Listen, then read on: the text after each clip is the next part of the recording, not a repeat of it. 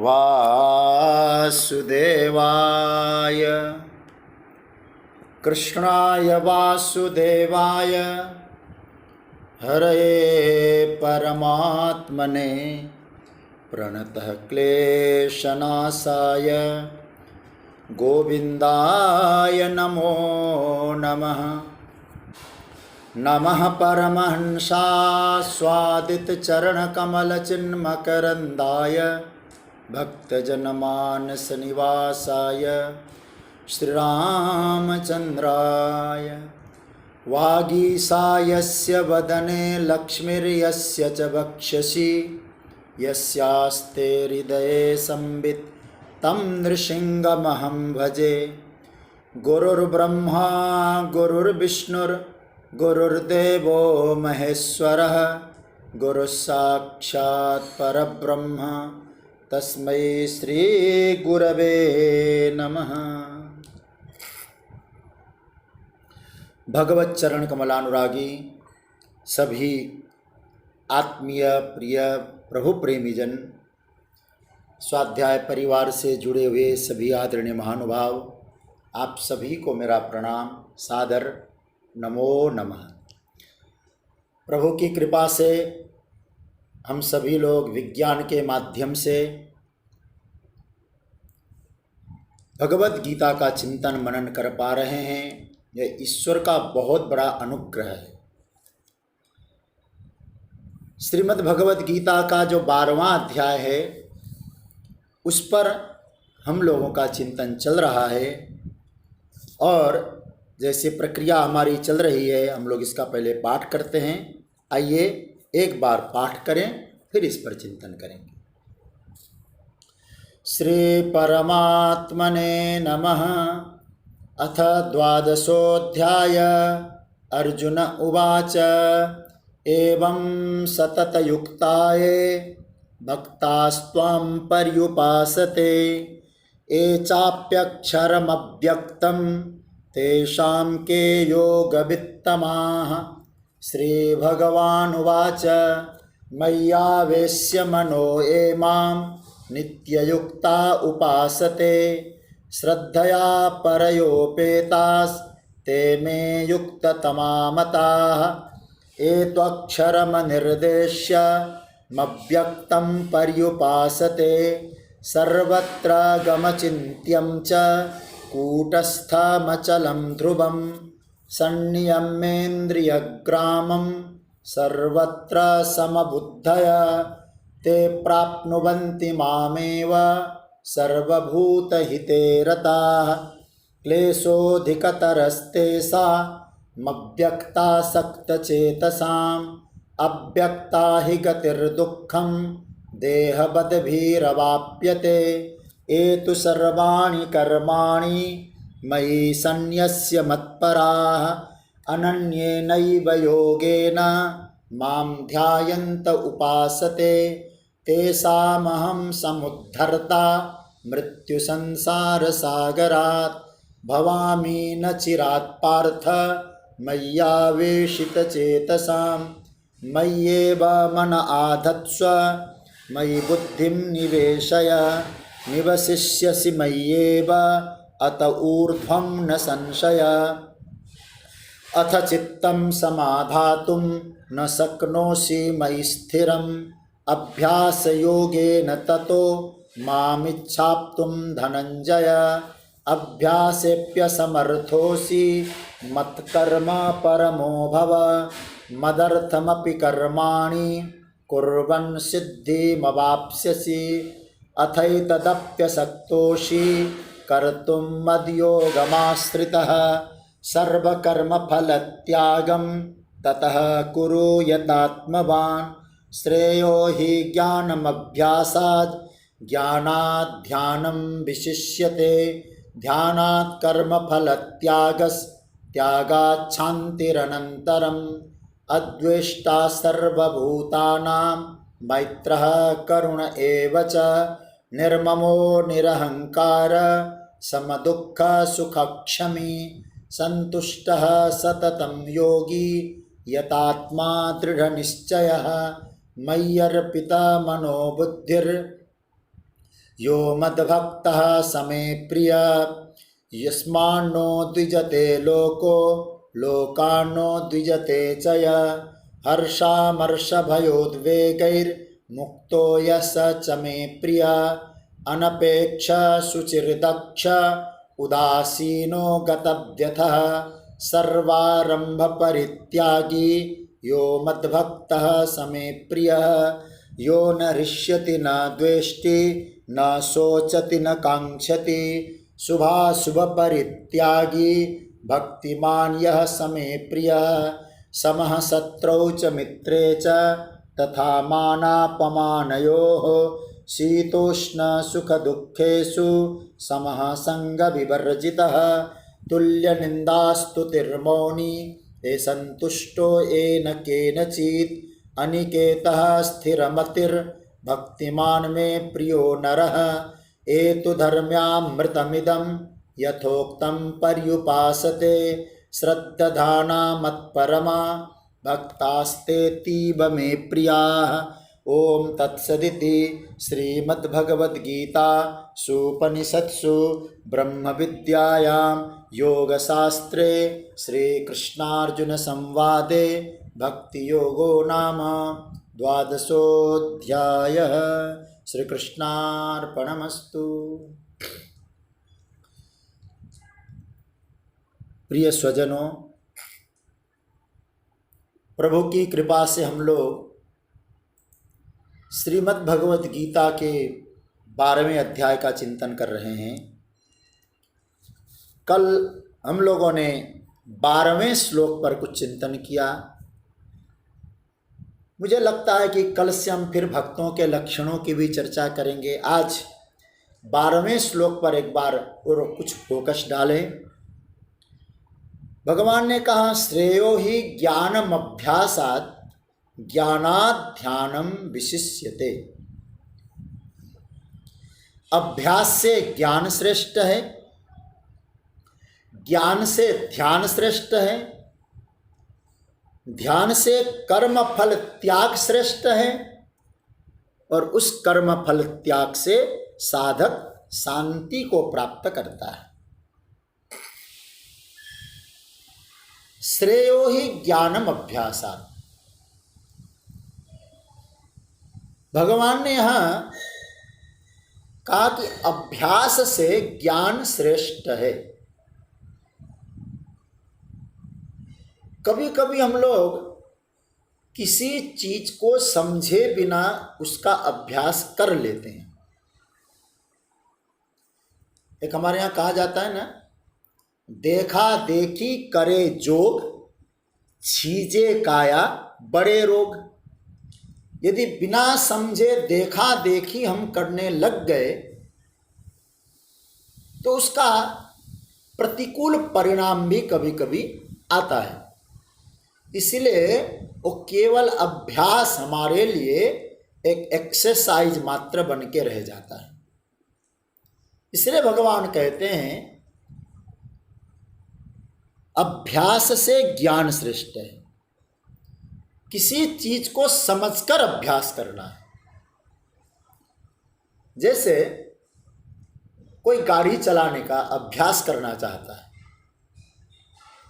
और लेकिन वो पुर्जों को समझता नहीं, क्योंकि उसने देख लिया ऐसे गाड़ी चलाई जाती है। उन पुर्जों को के बारे में उसको नॉलेज नहीं है। मोटर के बारे में ज्ञान हो, उसको कैसे हैंडल करना चाहिए, वो मोटर कैसे चालू है, करंट कहाँ से दौड़ता है, पेट्रोल कहाँ से उसमें भीतर जाता है। यदि हम लोग मशीन को, मोटर को, गाड़ी को समझकर उसको चलाते हैं तो भगवान क्या कहते हैं, ज्ञान रहित अभ्यास की अपेक्षा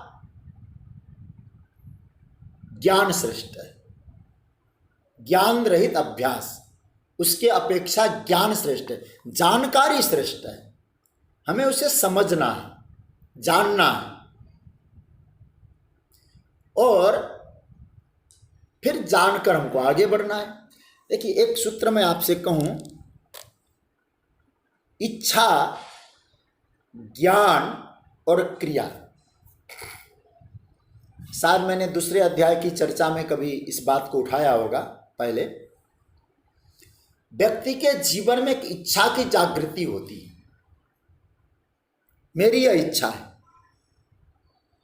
लेकिन कई बार ऐसा देखा जाता है, इच्छा को डायरेक्ट हम लोग क्रिया में तब्दील कर देते हैं बिना ज्ञान के। इसको मैं उदाहरण के तौर पे समझाऊं। ऐसा कहा गया है, जो रामायण में कौशल्या है वो ज्ञान स्वरूपा है। ध्यान से समझना। कैकेयी और क्रिया स्वरूपिणी है। एक श्लोक हमको याद है, वो श्लोक सुनाता हूं। ज्ञान शक्तिस्तु कौशल्या सुमित्रोपासनात्मिका, क्रिया शक्तिस्तु कैकेयी वेदो दशरथो नृप। क्या अर्थ है इसका? ज्ञान शक्ति के रूप में है कौशल्या, क्रिया शक्ति के रूप में है कैकेयी, और उपासना शक्ति के रूप में है सुमित्रा। दशरथ जी स्वयं वेद स्वरूप है। स्वजनों, हमको यहां विचार करना, दशरथ जी के मन में एक इच्छा की जागृति हुई। क्या इच्छा? राम को मुझे राजा बनाना है, यह इच्छा थी। अब उस इच्छा के कारण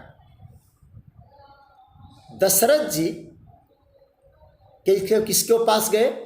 आप सब जानते हैं। इच्छा तो अच्छी थी। कौन सी इच्छा? राम राजा बन जाए। लेकिन उस इच्छा को लेकर, आप रामायण जानते हैं, दशरथ जी कैकेयी के पास गए कि कौशल्या के पास गए? पहले आप सब जानते हैं, वो कौशल्या के पास न जाकर कैकेयी के पास गए। इच्छा है अच्छी, लेकिन बिना ज्ञान के क्रिया में, कैकेयी में क्या हुआ परिणाम? जो इच्छा थी राम को राजा बनाने की, वो इच्छा सफल हुई या विफल हुई? इसका तात्पर्य होता है सज्जनों कि जीवन में जब इच्छा की जागृति हो, उसको क्रिया में ले जाने से पहले हमको ज्ञान पूर्वक उसका चिंतन करना चाहिए। ये इच्छा कैसी है, हमारे लिए घातक है या नहीं है, हमारे लिए ठीक है? तो इस प्रकार का चिंतन करके ज्ञान पूर्वक जब कोई क्रिया में तब्दील करता है, तो वो इच्छा व्यक्ति को घातक सिद्ध नहीं होती। अब यहाँ ये अर्थ मत लगाना ये राम जी की इच्छा थी इसलिए वन में गए, मैं इस अर्थ में नहीं। हमको एक शिक्षा लेनी चाहिए। शिक्षा यह है, कोई भी इच्छा हो, ज्ञान पूर्वक उसको क्रिया में तब्दील करें। कोई भी अभ्यास आप करते हो, उस अभ्यास को ज्ञान पूर्वक ले जाएं। बिना ज्ञान का किया हुआ अभ्यास श्रेष्ठतम नहीं माना है प्रभु ने। वो अभ्यास को क्रिया के रूप में भी ले सकते हैं। इसलिए दशरथ जी के मन की इच्छा बिना ज्ञान के, बिना कौशल्या के, कैकेयी क्रिया के पास जाने का परिणाम क्या निकला? राम वनवास। तो सज्जनों, इसलिए भगवान कहते हैं श्रेयो ही ज्ञानम अभ्यासात्, मतलब अभ्यास से ज्ञान श्रेष्ठ है। लेकिन यदि वो अभ्यास ज्ञान पूर्वक हो जाए तो बहुत अच्छा रहेगा। फिर अच्छा भाई। दूसरा क्या कहते हैं? ज्ञानात् ध्यानम विशिष्यते।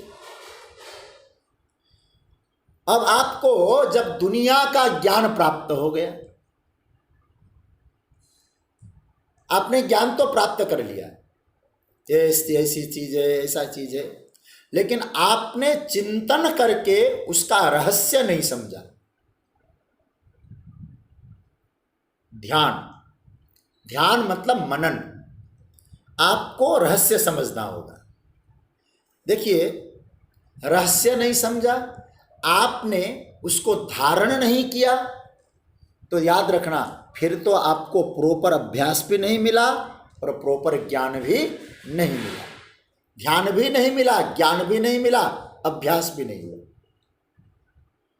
देखिए, किसी चीज को जानना ये अलग विषय है, जाने हुए तत्व में तदाकार होना ये ध्यान का विषय है।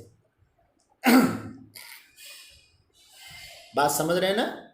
जानना अलग विषय है, लेकिन जाने हुए चीज में तदाकार होना ये अलग विषय है। मैं फिर आपको एक बात कहना चाहूंगा, यहां ज्ञान का अर्थ ब्रह्म ज्ञान नहीं है, यहां ज्ञान का अर्थ तत्व ज्ञान नहीं है। समग्र अभ्यास के मूल में, केंद्र में जो ज्ञान होना चाहिए, जो जानकारी होनी चाहिए, उस ज्ञान की यहां चर्चा है। क्योंकि यदि मैं ज्ञान की चर्चा भी करूं, आप लोग थोड़ा गंभीरता से समझना, सबका ज्ञान का विषय अलग अलग है कि नहीं? जरा सोचिए, ज्ञान की विशेषता अलग है, ज्ञान अलग है, सबका अलग अलग है। मैंने एक दिन शायद कहा था, ज्ञानमस्ति समस्तस्य जंतुर विषय गोचरे विषयश्च महाभागा याति चैवम पृथक पृथक। अलग अलग है सबका। इसलिए एक विचार ये करना है। देखिए, रात के समय ज्ञान के विषय में कहूं, एकदम अंधेरी रात है, रात के समय यदि आप किसी चीज को देखना चाहते हैं, जैसे अब तो मोबाइल है सबके हाथ में, दिक्कत नहीं है, मोबाइल का स्विच देखो तो अब आपको, पहले मोबाइल नहीं थी तो घड़ी देखनी है, तो घड़ी देखने के लिए आपको क्या चाहिए? रोशनी। अंधेरे में यदि आपको घड़ी देखनी है तो प्रकाश चाहिए, रोशनी चाहिए। लेकिन आपको बताओ, प्रकाश को देखनी हो तो, रोशनी को देखनी हो तो क्या चाहिए? प्रकाश चाहिए क्या? फिर प्रकाश को देखना है तो आपको आंखें चाहिए। तो घड़ी का ज्ञान प्रकाश के द्वारा, प्रकाश का ज्ञान आंखों के द्वारा। अब आंखों को देखना है, इसे देखना है, तो आंखों को आंखें नहीं देख पाएगी, आंखों का ज्ञान बुद्धि से होगा। अब बुद्धि को समझना है, बुद्धि को जानना है, मतलब क्या है? तो बुद्धि को जानने के लिए बुद्धि से नहीं होगा। फिर बुद्धि कैसे? यो बुद्धे परतस्तु स। तीसरा अध्याय, भगवान क्या कहते हैं? बुद्धि को जानना है तो साक्षी चाहिए, चेतन चाहिए।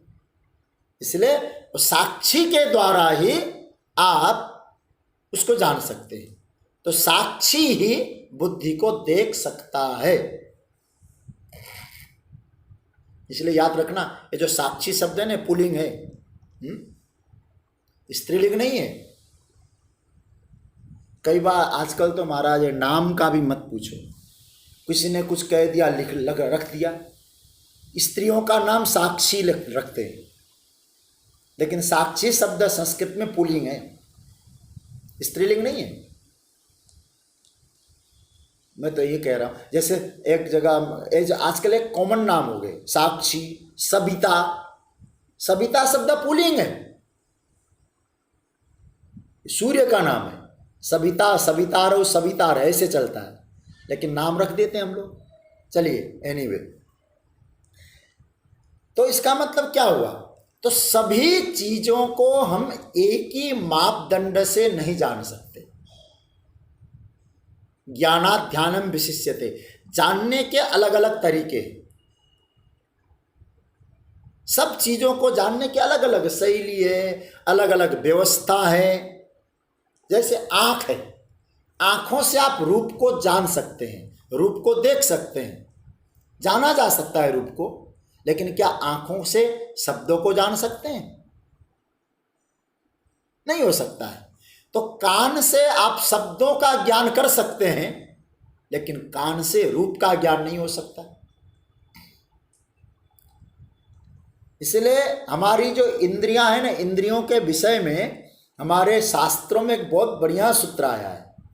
क्या कहते हैं? स्व विषय शूराणि इंद्रियाणि भवन्ति। मतलब क्या हुआ? सारी इंद्रियां अपने अपने विषय में तो पहलवान है, अपने विषय को जानने में। आंख का काम आंख ही करेगी, कान का काम कान ही करेगा। इसका मतलब ये हुआ सारी इंद्रियां अपने अपने विषय को जान सकती है, दूसरे के विषय को इंद्रियां नहीं जान सकती। तो भगवान यहां जो ज्ञान शब्द पर, मैं इसलिए आपका ध्यान चाह रहा हूं, ज्ञान शब्द पे फोकस लगाइए। तो ये सब ज्ञान है, जानकारियां हैं। तो एक होता है ज्ञान। अब इसको आपने जान लिया तो आपको फिर आगे बढ़ना होगा, करना होगा कुछ। इंद्रियों के द्वारा जिसको आप जान रहे हैं उसके लिए आपको कुछ करना होगा।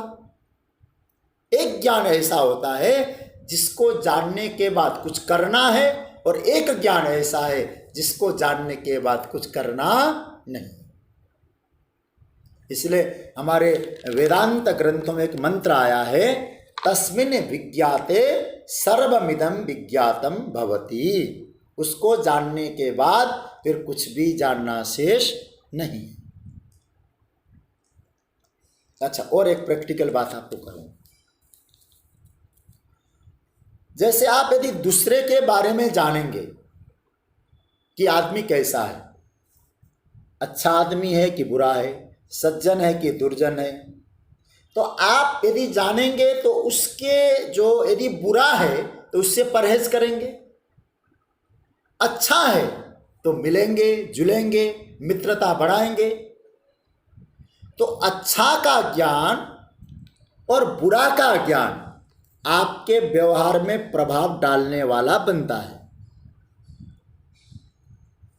एक ज्ञान ऐसा हुआ जिसको जानने के बाद आपकी स्वतंत्रता है, आपका विवेक है, आप उसको छोड़ते हैं कि स्वीकारते हैं, यह निश्चय आपको करना पड़ेगा। परंतु अपना जो ज्ञान है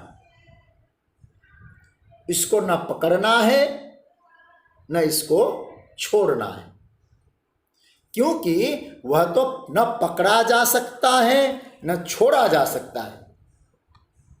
जैसे कपड़े का ज्ञान है, घड़े का ज्ञान है, पशु का ज्ञान है, अच्छे बुरे का ज्ञान है, उस प्रकार का अपना ज्ञान नहीं होता। क्योंकि ये सब जो ज्ञान है दो तरह से होता है। मैं वेदांत की बात को ले जा रहा हूं, थोड़ा सा गंभीरता से समझना। या तो प्रत्यक्ष होता है या परोक्ष होता है। लेकिन आत्मा का जो ज्ञान है, स्वयं का जो ज्ञान है, न प्रत्यक्ष है न परोक्ष है। उस ज्ञान का नाम क्या है? अपरोक्ष। अपरोक्ष ज्ञान है। तो यहां जिस ज्ञान की चर्चा है, यहां अपरोक्ष ज्ञान की चर्चा नहीं। तो कौन से ज्ञान की चर्चा है? यहां जो अभ्यास का हेतु जो ज्ञान है, जिस ज्ञान से आपका अभ्यास सुंदर हो सकता है, जिस ज्ञान से आपका अभ्यास योग बन सकता है। समझ रहे ना बात को? क्योंकि मैंने कहा था योग लगते ही वो भगवान से जुड़ जाएगा। तो क्या मतलब हुआ? तो जिस ज्ञान से आपका अभ्यास योग बन सकता है उस ज्ञान की यहां चर्चा है। लेकिन भगवान कहते हैं उस प्रकार का जो ज्ञान है उस ज्ञान से ध्यान श्रेष्ठ है। ज्ञानात् ध्यानम विशिष्यते। यह ध्यान का तात्पर्य क्या है? ये तो बात हो गई। ज्ञान, कौन से ज्ञान की चर्चा है? अभ्यास से ज्ञान श्रेष्ठ है, लेकिन ज्ञान में अपरोक्ष वाला ज्ञान नहीं है, इंद्रियों से ग्रहण करने के वाले ज्ञान की चर्चा है। ये तो बात समझ में आया। अब यहाँ जो ध्यान की बात आती है, यह ध्यान योग वाला ध्यान नहीं है। कौन सा ध्यान है? बोले एकाग्रता रूप क्रिया का वाचक है, एकाग्रता रूप क्रिया। जैसे ध्यान से मन को नियंत्रण किया जा सकता है, ठीक है, हम लोग ध्यान करते हैं ना, मन उसको नियंत्रण हो सकता है। शास्त्र ज्ञान से मन नियंत्रण नहीं होता है केवल, और इसलिए ज्ञान से ध्यान श्रेष्ठ क्यों कहा गया?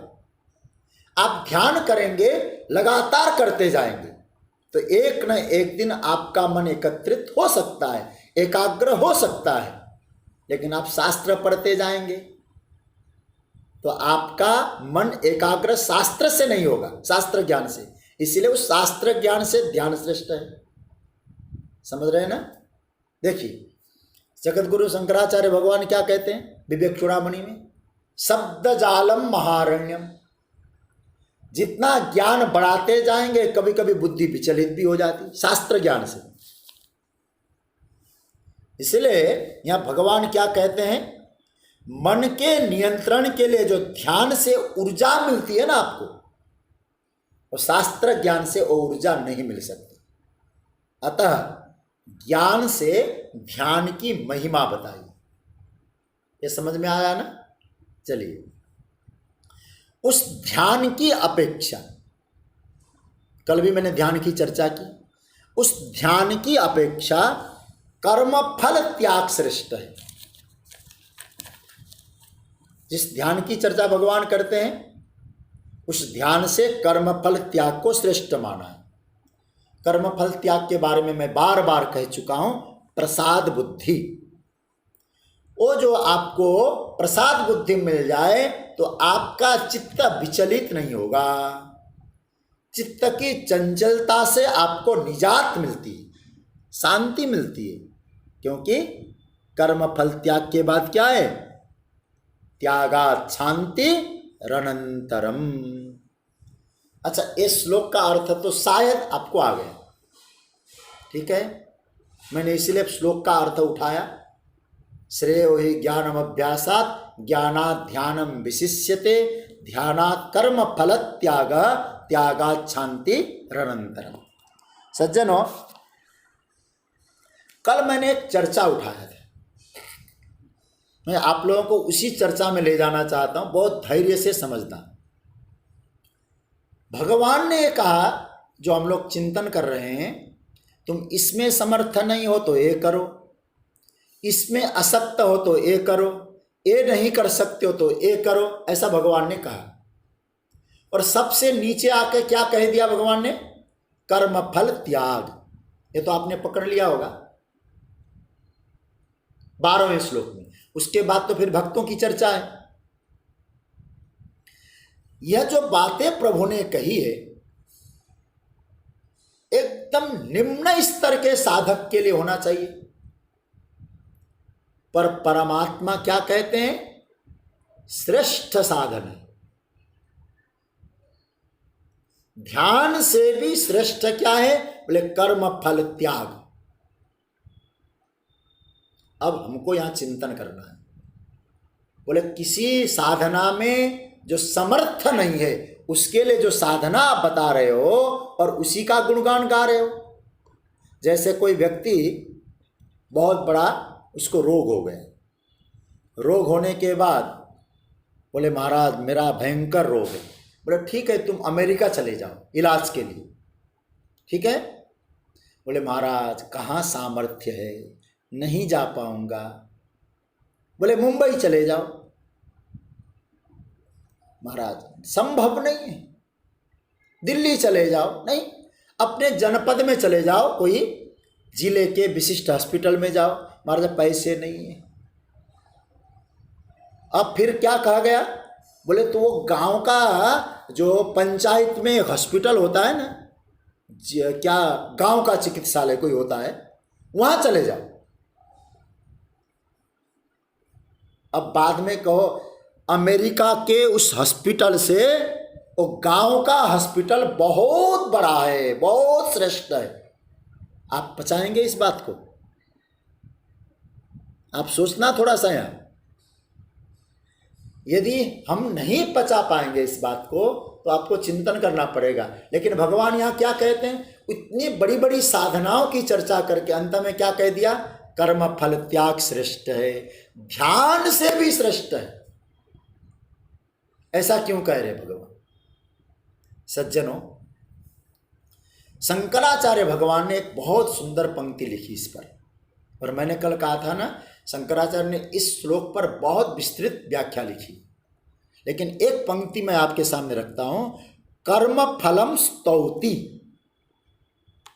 महाभाष्य में क्या कहते हैं? कर्म फल की प्रशंसा कर रहे हैं। यह एक साधना की स्तुति कर रहे हैं भगवान, प्रशंसा है, ये अर्थवाद है।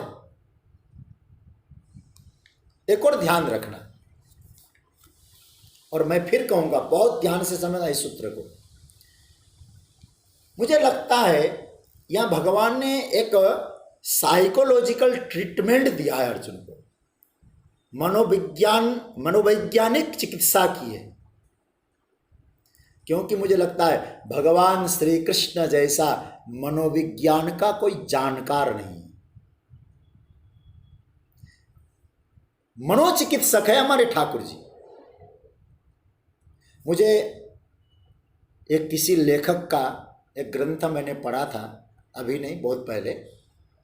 मैं बता दूं, बताने में क्या दिक्कत है, क्योंकि दूसरे की प्रज्ञा है ना, उनकी अपनी प्रज्ञा की चोरी नहीं करूंगा, उनका आदरपूर्वक नाम लूंगा। ओशो, रजनीश, उसका ग्रंथ मैंने अभी तो नहीं पढ़ता हूं, पहले मैंने पढ़ा था उसको। तो उन्होंने एक जगह लिखा, जो फ्रॉयड है, फ्रॉयड जो मनोविज्ञान का क्या बोलते हैं ना, जनक बोलते हैं साउथ में, वो विदेश में जिसको, वो कहाँ का था मुझे नहीं मालूम। कहते हैं वो फ्रॉयड मनोविज्ञान का विश्लेषण कर सकता था, ये ओशो के शब्द है। लेकिन श्री कृष्ण केवल विश्लेषण नहीं करते, उसका संश्लेषण करते हैं। मतलब मनोविज्ञान के रोग को उजागर किया है फ्रॉयड ने, लेकिन भगवान ने गीता में मनोविज्ञान के रोगों का उजागर करके उसकी चिकित्सा की है, उसका इलाज किया है। इसलिए मनोरोगी कोई होगा, गीता उसको जरूर चिंतन करना चाहिए, बहुत बल मिलता है आपको। आत्मबल तो मिलेगा ही मिलेगा। क्यों? ये मनोविज्ञान यहाँ क्यों आपको लगता होगा? कैसे लग रहा है कि मनोविज्ञान है इस सूत्र में? कुछ नहीं कर सकते तो ये करो, वही श्रेष्ठ है, ऐसा क्यों कह रहे हैं? साधना की दृष्टि से थोड़ा विचार भी करेंगे। देखिए, अर्जुन कौन है? राजकुमार है। राजकुमार होने के कारण अर्जुन जब से पैदा हुए हैं, उनको बार बार यही समझाया गया कि तुम महान हो, तुम बेस्ट हो, सर्वश्रेष्ठ हो। अर्जुन सेकंड नंबर कहीं नहीं रहा, हर जगह फर्स्ट। मतलब जो कुछ मिलना चाहिए अर्जुन को, बेस्ट। चाहे अर्जुन को वस्त्र मिले तो भी बढ़िया, बेस्ट, श्रेष्ठ। अर्जुन का चाहे गांडीव हो तो भी बेस्ट, अर्जुन का रथ हो तो भी श्रेष्ठ। मतलब रॉयल मामला अर्जुन की है। ऐसी आदत पड़ी है अर्जुन को, इसमें कोई दो राय नहीं। साधना भी करेगा तो श्रेष्ठ है, हर चीज में अर्जुन श्रेष्ठ है। अर्जुन को ऐसी आदत है। ये तो ऐसी बात हो गई, जैसे कोई व्यक्ति दुकानदार के पास गए जाए, बोले आप जिस चीज को मांग रहे हैं ना, वो चीज तो नहीं है, पर यह चीज है मेरे पास, लेकिन बहुत महंगी है। तो आप जानते अर्जुन कौन सा चीज लेंगे? बेस्ट। दिमाग में गांठ पड़ी है अर्जुन की, चाहे कुछ भी हो, मुझे तो श्रेष्ठ चीज चाहिए। यह अर्जुन के दिमाग की गांठ है। अब ध्यान देना, अब साधना के क्षेत्र की जब मैं बात करूं, साधना के क्षेत्र में वह उसमें योग्य है या नहीं, पर उसमें जो मन की प्रकृति बनी है वो प्रकृति क्या है कि मैंने आज तक जो चुना सबसे श्रेष्ठ चुना, बेस्ट चुना, बेटर नहीं बेस्ट चुना। पर साधना के क्षेत्र में मैं चौथे नंबर में आ गया, थर्ड नंबर का भी नहीं है, थर्ड क्लास का भी नहीं रहा, ये तो चौथे नंबर का जनरल डब्बा में आ गया मैं तो। अर्जुन को एक ग्लानि बन सकती है, हो सकती है ग्लानि, तो वह आदमी साधना भी करेगा, अपनी साधना के प्रति यदि ऐसा भाव आ जाए तो उसको गौरव बुद्धि नहीं होगी। ध्यान दीजिए, उस साधना में वो महत्व बुद्धि नहीं देगा। साधना के दृष्टिकोण से वो सोचेगा महाराज क्या बताएं, इतनी दिव्य साधना है, लेकिन मुझे कैसी साधना जो कोई कर नहीं सकता, सबसे निम्न स्तर का, सबके द्वारा नेग्लिजेंसी किया गया होगा, वो साधना मुझे मिली। याद रखना, जिस साधना में हमारी महत्व बुद्धि नहीं होगी, यदि साधना के प्रति हमारा यह दृष्टिकोण रहेगा, वो साधना हमारे लिए हानिकारक भी हो सकती है। जो साधना मैं करता हूं, यदि उस साधना में हमारी गौरव बुद्धि नहीं है, आप महत्व नहीं दे रहे साधना में, तो अपेक्षाकृत लाभ तो नहीं हो सकता, बल्कि हानि जरूर हो सकती है। अतः महर्षि पतंजलि ने एक बहुत अच्छा सूत्र दिया है। क्या सूत्र दिया है? ध्यान के लिए क्या करना चाहिए? तो कहते सत्कार सेविता दृढ़ भूमि। सत्कार सेविता, संभवतः पूज्य पांडे जी ने अपने वक्तव्य में सूत्र दिया था एक बार। सत्कार सेविता दृढ़ भूमि मतलब समाधि का अगर अभ्यास आपको करना है तो सबसे पहले उस समाधि के प्रति, उस साधना के प्रति आपका आदर भाव होना चाहिए, यह बुद्धि होनी चाहिए। इससे बेहतर और कोई साधना इस समय संप्रति मेरे लिए कोई नहीं है। आपके श्रवण के समय यही भाव होना चाहिए, आपके मनन के समय आपका यही भाव होना चाहिए। पूजा करते हैं, पूजा करते समय यही होना चाहिए, मेरे लिए श्रेष्ठ साधन है, यही भाव रखनी चाहिए। और इस समय जो मैं कर रहा हूं ये मेरे लिए बेहतर साधना है।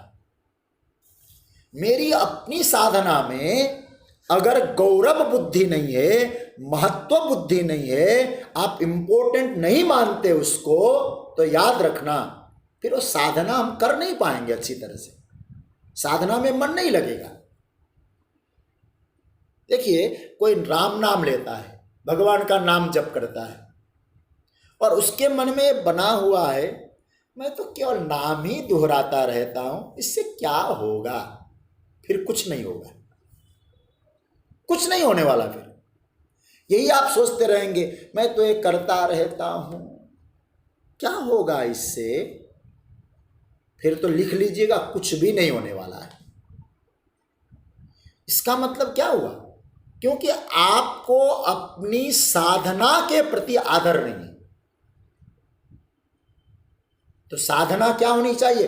आप क्या साधना करते? नहीं, भगवत संबंधी कोई भी साधना यदि आप करते हैं, उस साधना के प्रति आपका आदर होना चाहिए, सम्मान होना चाहिए, महत्व बुद्धि होनी चाहिए। ठीक है, साधना की दृष्टि से देखें कि किसी की तुलना में कोई साधना श्रेष्ठ हो सकती है, कोई साधना कनिष्ठ हो सकती है, कोई ऊंची हो सकती है, कोई नीची हो सकती है। पर साधक के अपने सामर्थ्य के अनुसार कोई साधना एक आदमी कर सकता है, वो साधना दूसरा आदमी शायद नहीं भी कर सकता है। लेकिन जो साधना जो आदमी करेगा उसके लिए वो बेस्ट उसकी साधना बननी चाहिए। जैसे बहुत सारे लोग हैं जो पूजा पाठ करते समय जमीन पे नहीं बैठ पाते। अब वे लोग जमीन में बैठने वालों को देख के सोचने लगे, क्या बताएं, ये तो जमीन पे बैठ के पलौथी मार के भजन कर रहे हैं, हम तो कुर्सी में बैठ गए। अरे भाई, आप अपनी साधना में सहूलियत के अनुसार जो कार्य कर रहे हैं उसी में आदर रखिए ना, ग्लानि क्यों रखनी? तो ग्लानि तो रखनी नहीं चाहिए। अपनी छोटी से छोटी साधना, कोई भी आप साधना करते हो, उस साधना के प्रति आपको आदर बुद्धि होनी चाहिए। पतंजलि ने यूं ही नहीं कहा है, सत्कार सेविता दृढ़ भूमि। सत्कार रखिए अपने साधना में, आदर रखिए, महत्व रखिए, श्रेष्ठता की बुद्धि होनी चाहिए।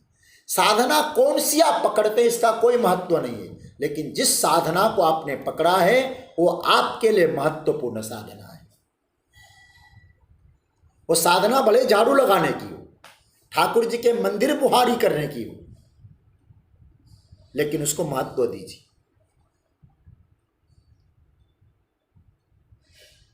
मैं जब देखता हूँ, चिंतन करता हूँ, ये नवधा भक्ति में जिन जिन भक्तों ने से एकदम श्रेष्ठतम अवस्था को प्राप्त किया है ना, उन्होंने अपनी साधना को आदर दिया है,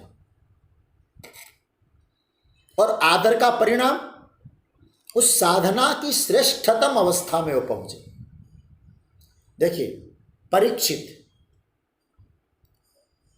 श्री कृष्ण श्रवणे परीक्षित अभवत्।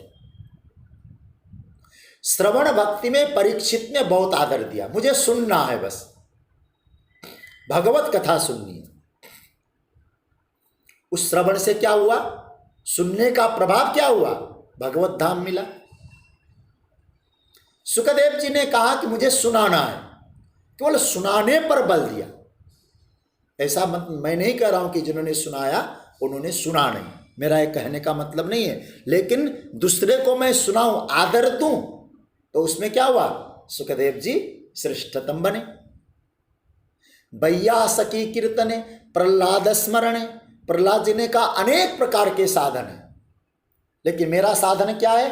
केवल मैं भगवान का स्मरण करूं। क्योंकि पूजा पाठ तो सामग्रियों को एकत्रित करके कर नहीं सकते थे, उन्होंने अपनी साधना को आदर दिया। क्या किया? केवल स्मरण किया।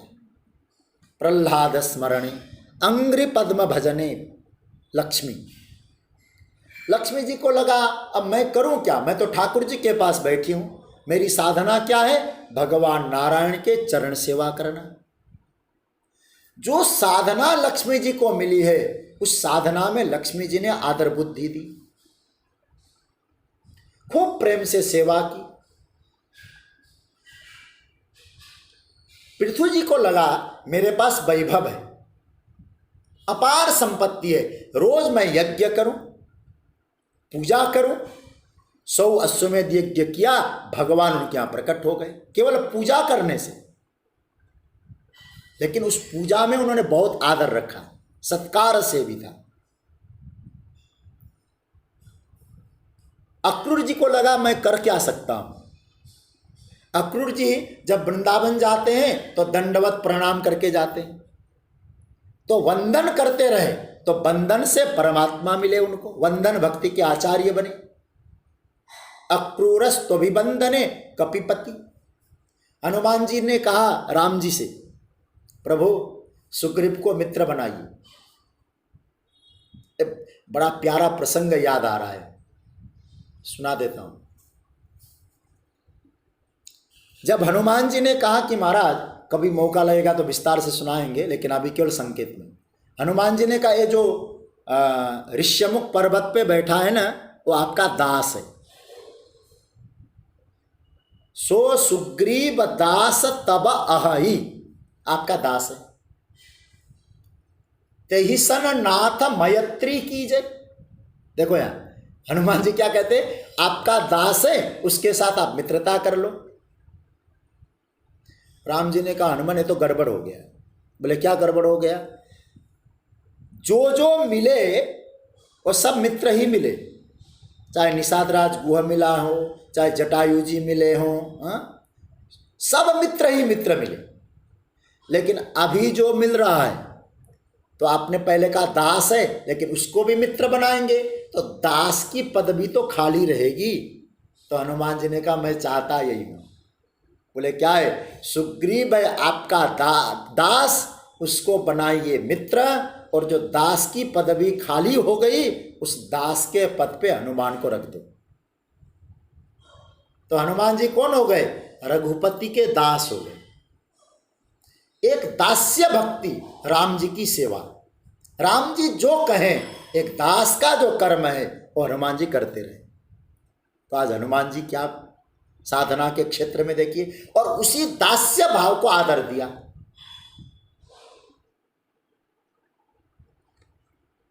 और सख्य भाव का आदर दिया अर्जुन ने, और बलि ने कहा मुझे तो सब कुछ न्यौछावर करना है। देखिए उस न्यौछावर का परिणाम क्या हुआ? तो भगवान को आना पड़ा उनके यहाँ।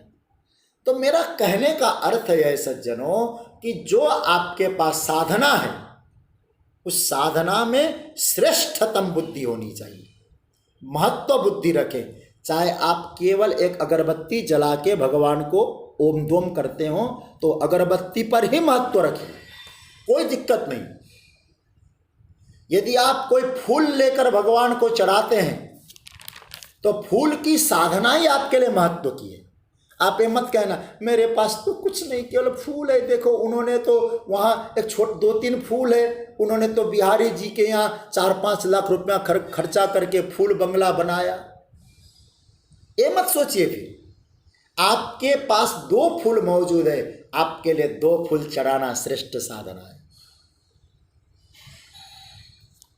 ये कैसे समझें? एक मैं उदाहरण से समझाता हूं। इसे ऐसे समझ लीजिए जरा, एक प्रैक्टिकल बात कहूं। एक बहुत बड़ा व्यक्ति है, वो धनवान, अपार वैभव है, उसने इतना विशाल घर बनाया है कि ऊपर ही हेलीपैड तैयार कर दिया। एक व्यक्ति तो है। एक दूसरा व्यक्ति है, उससे भी धनी, शायद उसने एरोप्लेन खरीद लिया होगा, उसने ऊपर तो शायद रनवे बना दिया होगा। ठीक है, ये 2 व्यक्ति हो गए। लेकिन एक ऐसा व्यक्ति है जिसके पास केवल अपनी एक साइकिल है। अब आप सोचना थोड़ा सा, इसमें एक तरीका हो सकता है, जो साइकिल वाला है वो हमेशा हीन भावना से ग्रसित रहे।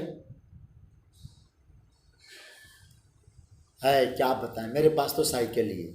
और एक और तरीका हो सकता है, क्या हो सकता है? वो साइकिल को ही चमकाता रहे, चमका के रखता हो और कहता है मेरे लिए यही साधन है, मुझे गंतव्य तक ले जाने वाला तो यही है,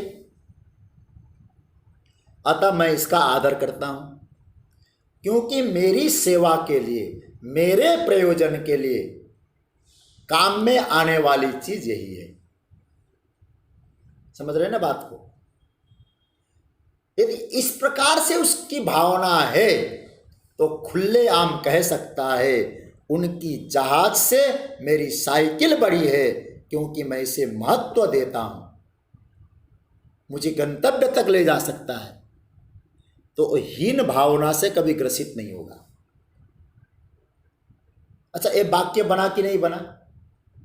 क्योंकि मेरे लिए काम आने वाली चीज क्या है? उसके लिए आने वाली एरोप्लेन हो, मेरे लिए तो एरोप्लेन काम नहीं आएगी। जो मेरे लिए जो चीज काम आ सकती है उस चीज को हम महत्व दें। तो भगवान क्या कह रहे हैं? ध्यानात् कर्म फल त्याग। सज्जनों,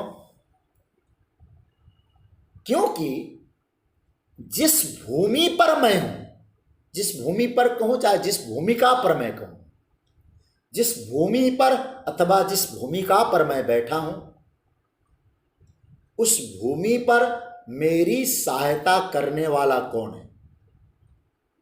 जो चीज मेरे लिए अवेलेबल है उसका मैं आदर दूं। जो चीज मेरे लिए उपलब्ध नहीं है, अवेलेबल नहीं है, मेरी वो मदद नहीं कर सकता, मैं उस पर आदर रखूं। और जो वस्तु मुझे उठा सकता है, मेरा उद्धार कर सकता है, उसके प्रति मैं हीन भावना रखूं, ये साधना का मार्ग नहीं है।